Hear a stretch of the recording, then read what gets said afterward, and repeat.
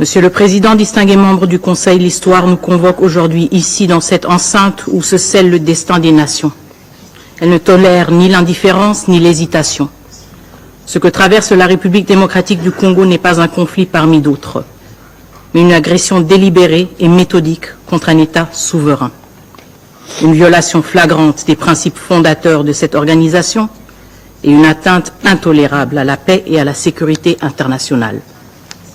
La République démocratique du Congo attend légitimement de ce Conseil qu'il agisse avec fermeté et diligence pour protéger la paix et la sécurité internationale et imposer le droit international, un pouvoir qui lui est exclusivement conféré par la Charte des Nations Unies.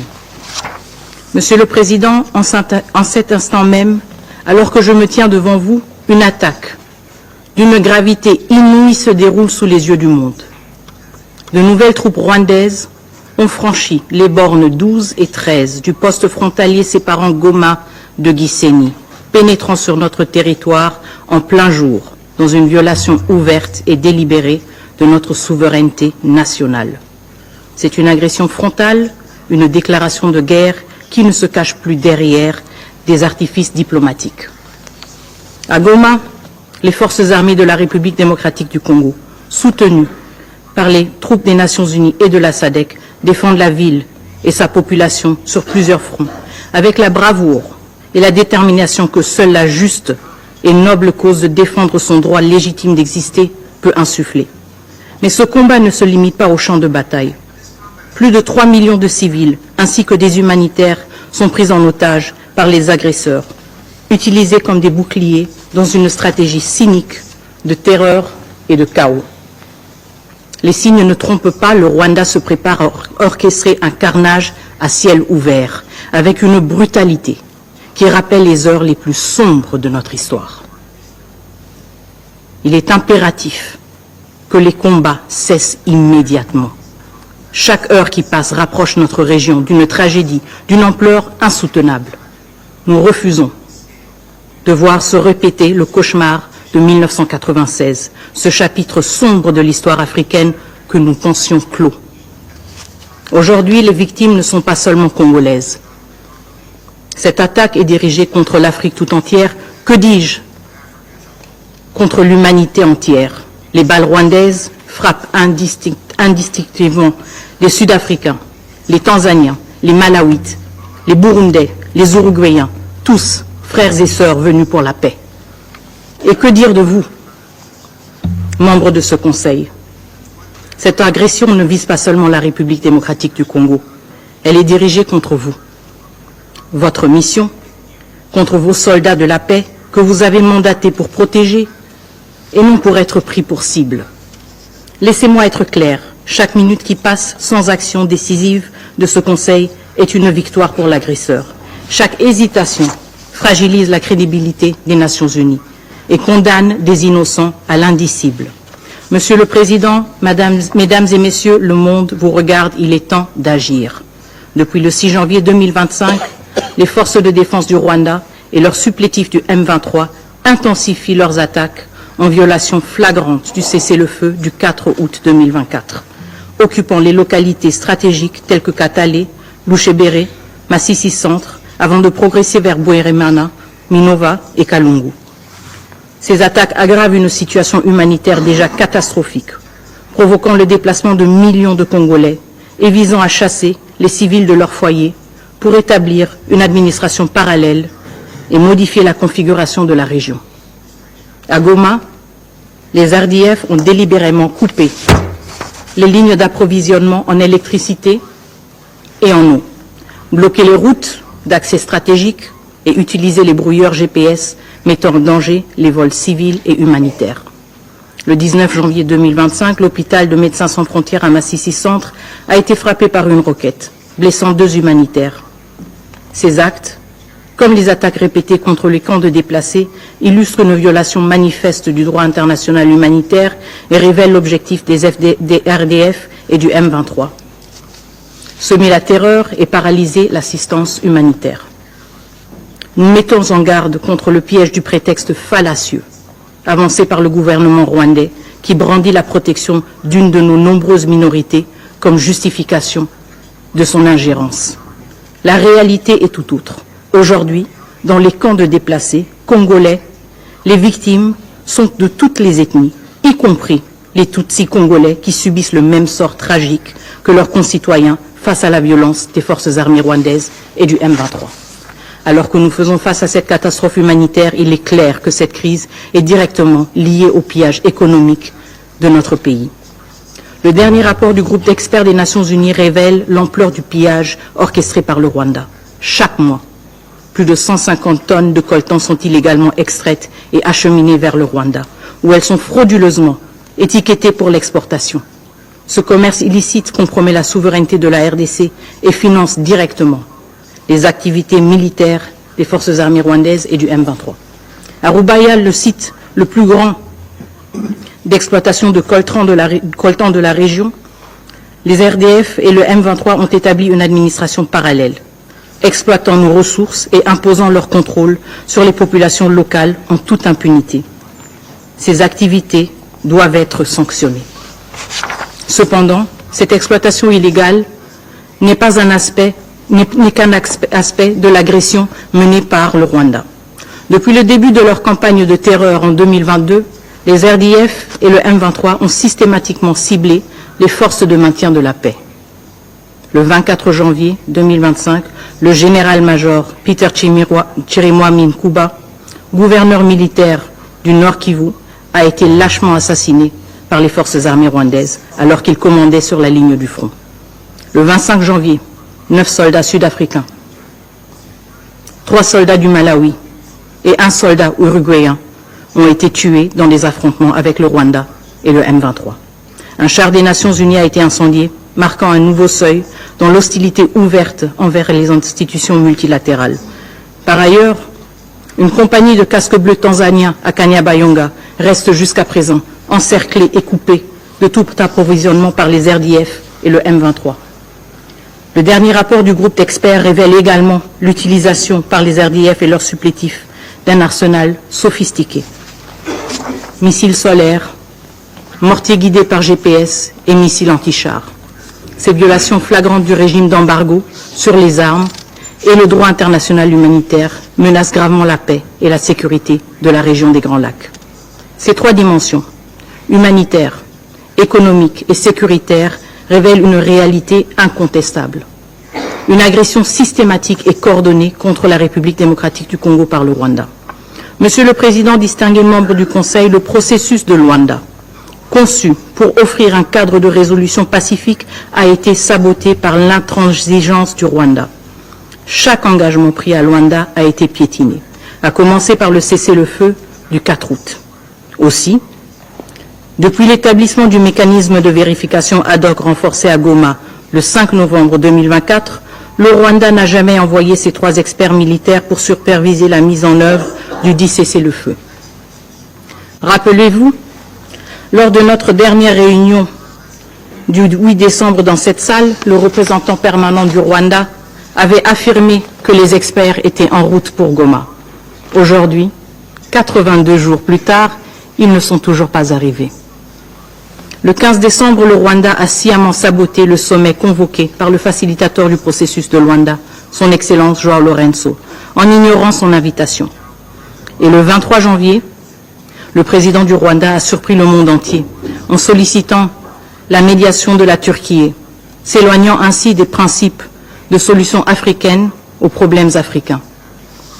Malgré ce mépris flagrant affiché par le Rwanda pour le processus de Luanda, la République démocratique du Congo reste pleinement engagée et réitère sa confiance en son Excellence João Lourenço.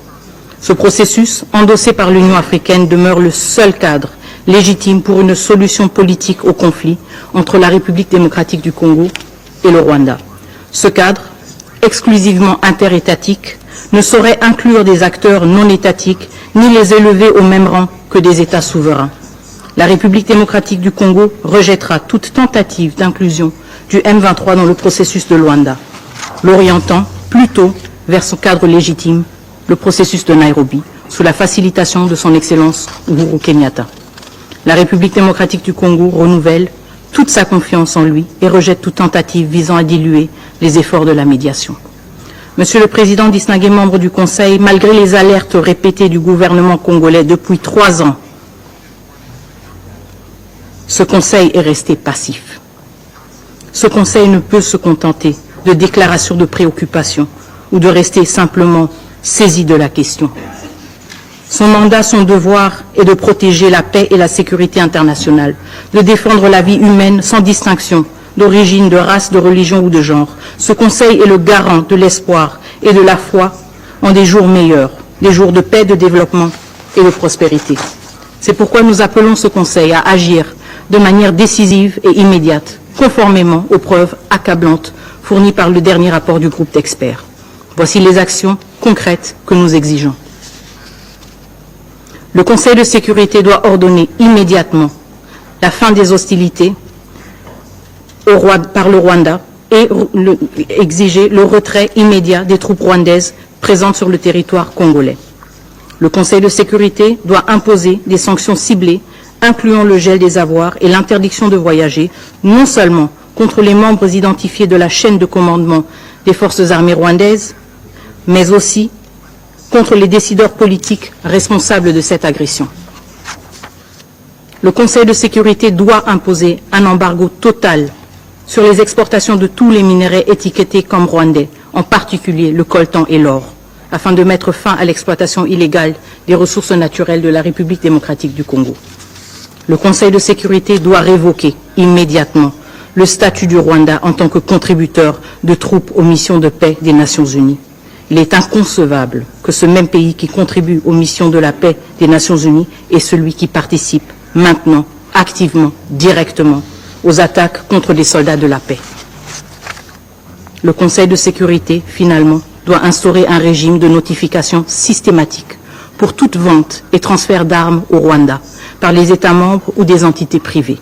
Cela garantira que ces armes ne soient pas utilisées pour équiper des groupes armés sous embargo, tels que le M23. Monsieur le Président, distingués membres du Conseil, ce Conseil est à un tournant majeur. L'indécision et l'inaction ne peuvent plus être tolérées face à une crise qui menace de plonger notre pays et la région dans un chaos absolu. Chaque jour de retard alimente l'agresseur et affaiblit les principes mêmes qui fondent cette organisation. Nous appelons donc ce Conseil à utiliser pleinement l'ensemble des dispositions et mesures prévues par le chapitre 7 de la Charte des Nations Unies afin de préserver la paix et de protéger la souveraineté de la République démocratique du Congo. Le peuple congolais nourrit une aspiration profonde, celle de vivre en sécurité, de bâtir un avenir prospère et de contribuer activement aux côtés des nations du monde à un ordre international fondé sur le respect du droit et des principes de justice. Cette aspiration ne sera pas étouffée. Nous vous demandons d'écrire une nouvelle page de courage et d'engagement, une page où les valeurs du multilatéralisme et de solidarité priment sur l'indifférence et le calcul. L'histoire se souviendra de vos décisions aujourd'hui, comme elle se souviendra de notre lutte incessante pour la paix, la dignité et la souveraineté. Et à ceux qui oseraient justifier l'injustifiable, nous disons ceci, il n'y a aucune place dans ces salles dédiées à la paix mondiale pour des discours qui cherchent à excuser le péché impardonnable de sacrifier des vies innocentes. Le respect dû aux centaines de milliers de vies en jeu exige le silence face à l'évidence. Face à l'adversité, le peuple congolais se distingue par une résilience, une dignité et une détermination qui imposent le respect. Ce courage exemplaire, porté par le désir de vivre en sécurité, de bâtir un avenir prospère et de contribuer à un ordre international juste, témoigne de la grandeur du Congo. Cette force inébranlable ne sera jamais brisée. Je vous remercie. Bon, à travers vous, Monsieur le Président, de m'en excuser. Monsieur le Président, la réunion d'aujourd'hui se tient dans un contexte de détérioration majeure de la situation à l'est de la République démocratique du Congo. Depuis le début de l'année, le M23 a lancé des opérations offensives de grande envergure dans l'est de la RDC avec l'appui des forces armées du Rwanda.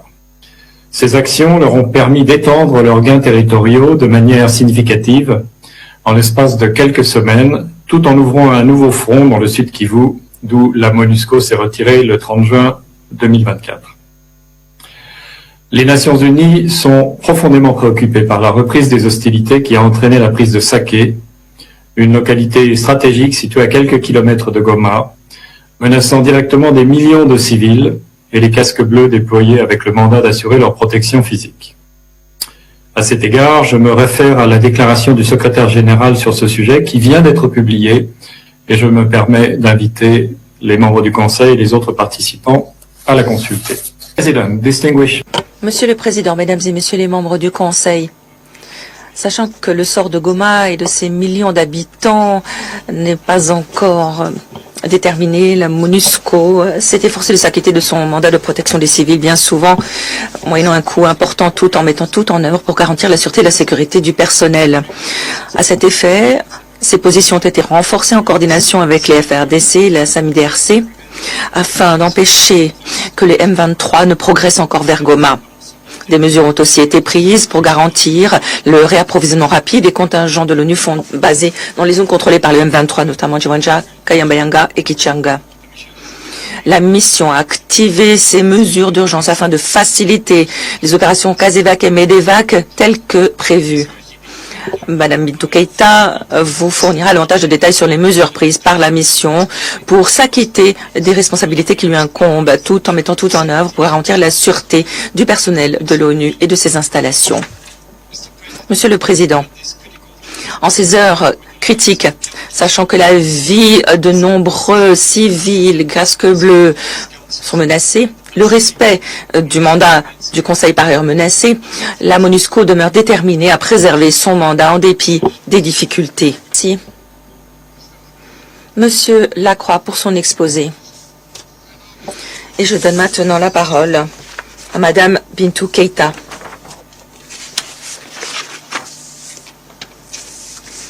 Merci, Monsieur le Président.